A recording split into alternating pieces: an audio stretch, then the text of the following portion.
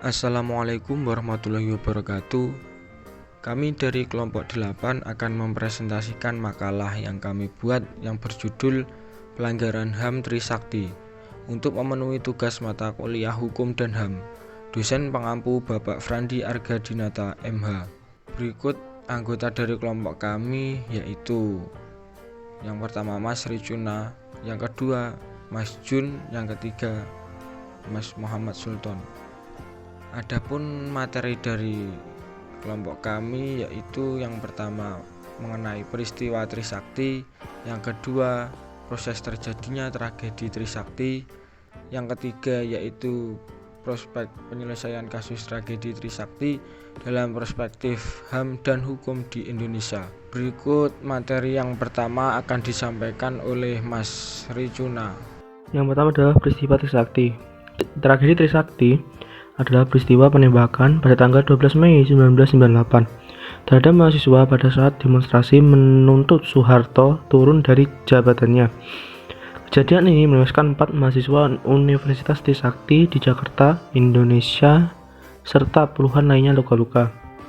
Mereka yang tewas adalah Elang Mulia Lesmana, Heri Hartanto, Hafidin Royan, dan Hendriawan Sie. Mereka tewas tertembak di dalam kampus terkena peluru tajam di tempat-tempat vital seperti kepala, tenggorokan, dan dada. Peristiwa penembakan 4 mahasiswa Universitas Trisakti ini juga digambarkan dengan detail dan akurat oleh seorang penulis sastra dan jurnalis, Anggi Dwi Widowati, dalam karyanya berjudul Langit Merah Jakarta.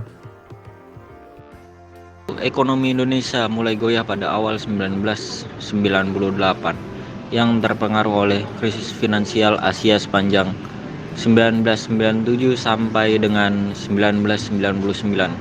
Mahasiswa pun melakukan aksi demonstrasi besar-besaran ke Gedung Nusantara, termasuk mahasiswa Universitas Trisakti. Mereka melakukan aksi damai dari kampus Trisakti menuju Gedung Nusantara pada pukul 12.30. Namun aksi mereka dihambat oleh blokade dari Polri dan militer datang kemudian.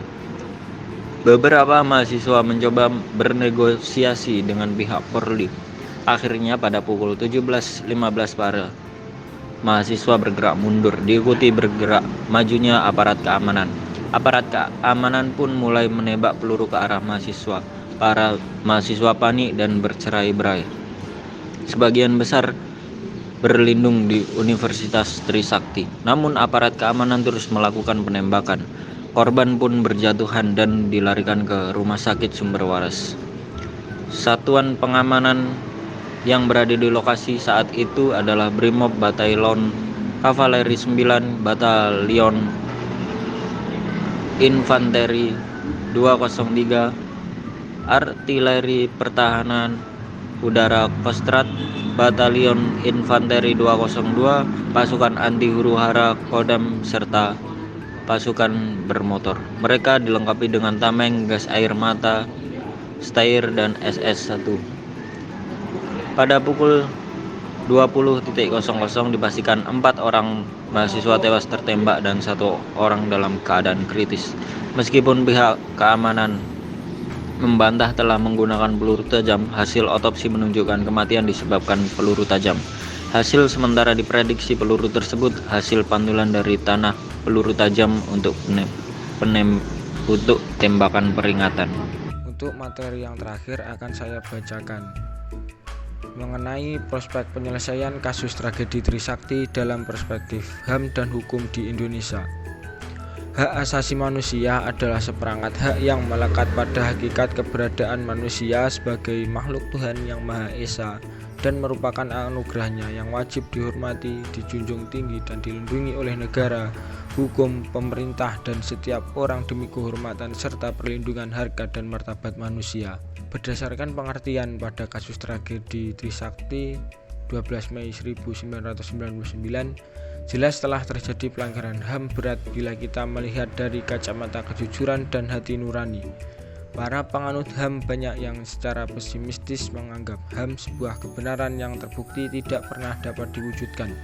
Namun kita mempunyai sikap optimis untuk dapat mewujudkan eksistensi HAM di Indonesia walaupun banyak tantangan dan hambatan. Jaksa Agung H.M. Prasetyo menyatakan pemerintah akan membentuk Komisi Kebenaran dan Rekonsiliasi untuk menyelesaikan kasus pelanggaran HAM, termasuk kasus penembakan 12 Mei 1998. Komisi ini terjadi dari Kementerian Koordinator Politik, Hukum, dan Keamanan Kejaksaan Agung, Kepolisian Negara Republik Indonesia, Tentara Nasional Indonesia, Badan Intelijen Negara, serta Komnas HAM. Kalangan optimis terus mendorong Presiden Jokowi untuk melakukan 3 hal. Pertama, konsolidasi internal. Presiden perlu memastikan jajarannya bekerja sesuai undang-undang. Pejabat pemerintah boleh mengutamakan rekonsiliasi, namun rekonsiliasi bukan substitusi kewajiban hukum negara.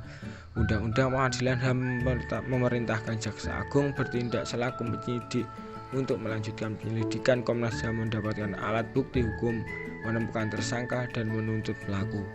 Temuan Komnas HAM tak terbantahkan, yaitu ada saudara sebangsa kita telah mengalami pelanggaran HAM. Hukum dan HAM di Indonesia harus benar-benar ditegakkan tanpa harus tebang pilih. Siapapun pelanggar hukum dan HAM harus mendapatkan hukuman sesuai dengan hukum di Indonesia. Penegakan hukum dan HAM bukan hanya kepentingan aktivis HAM atau korban-korban akibat ketidakadilan hukum dan pelanggaran HAM, tetapi kepentingan seluruh masyarakat Indonesia. Kasus-kasus yang hingga saat ini masih menjadi beban masyarakat hendaknya segera diselesaikan dengan seadil-adilnya. Jika pemerintah tidak juga menyelesaikan kasus pelanggaran HAM, maka masyarakat Indonesia dapat mengajukan masalah ini sampai ke PBB untuk menuntaskan beberapa kasus pelanggaran HAM, termasuk kasus tragedi Trisakti tersebut. Baik, terima kasih. Sekian dari kelompok kami. Bila ada kurang dan lebihnya mohon maaf. Wabillahi taufiq wal hidayah. Wassalamualaikum warahmatullahi wabarakatuh.